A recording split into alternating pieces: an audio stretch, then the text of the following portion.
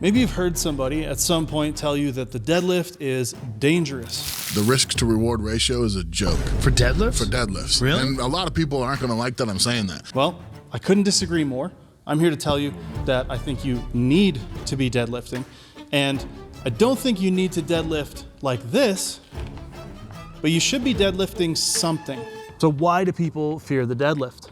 Well, I think most people have some sort of misconstrued idea that the deadlift is somehow more likely to injure you than another movement. Everybody's heard that one story from their uncle's ex-girlfriend's former roommate about how they once did a deadlift and snapped their shit up so bad they will never be the same. Fatality. Now, before I try to convince you of anything, let's arrive at just a working definition of what the deadlift is. Because I bet you're already doing it.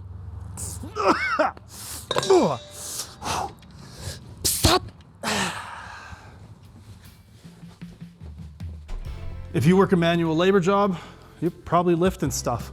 If you have kids, nieces, nephews, or grandkids, you probably lift them. Or maybe you just want to. The deadlift essentially boils down to a hinge. And whether you're doing it with a barbell or dumbbells or a kettlebell or a dog or a couch, you're already doing the deadlift. So there's no need to be scared of it. You just need to get better and stronger at hinging. Do you want to know what you should be afraid of? Do you want to know what should scare you? Be scared of sitting.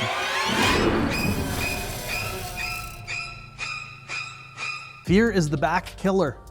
Being afraid of movement and being afraid of training is probably something we should be more concerned about than the actual training and deadlifting itself. Being sedentary for long periods of time, working a desk job, those are the kinds of things that actually realistically and statistically present an injury risk.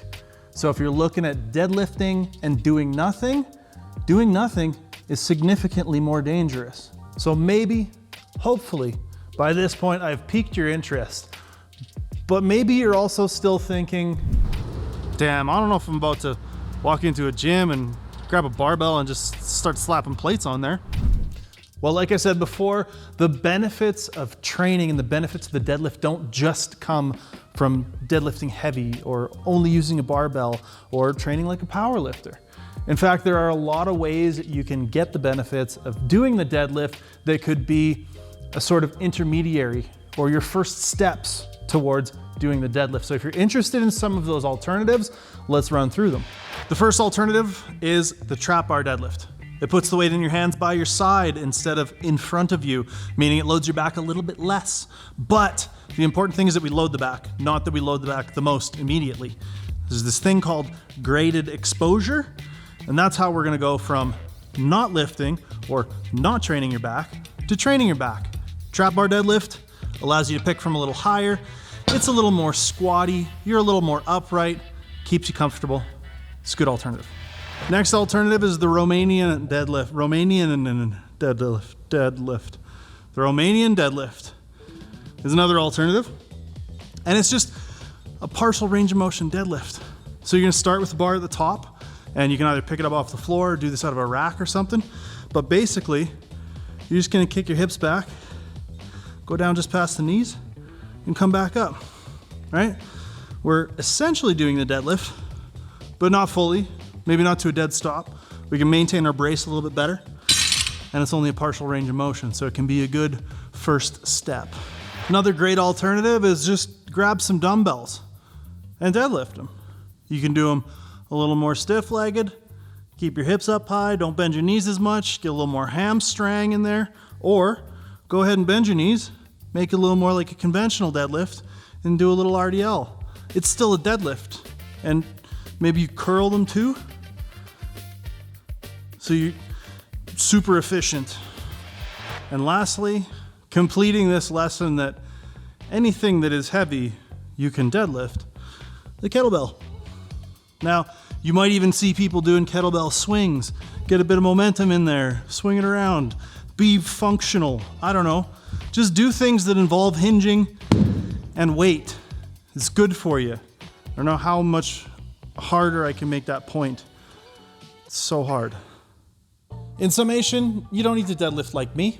You don't need to use a barbell or deadlift 800 pounds.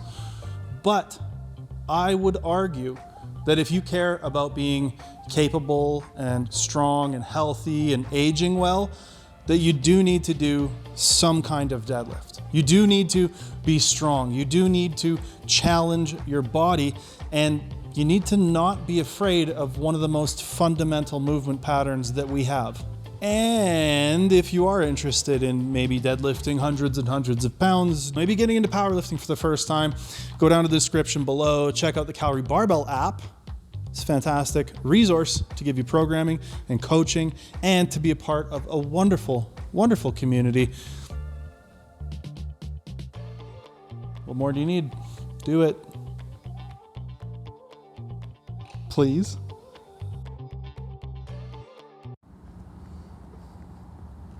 Why are people scared of deadlift? I don't know.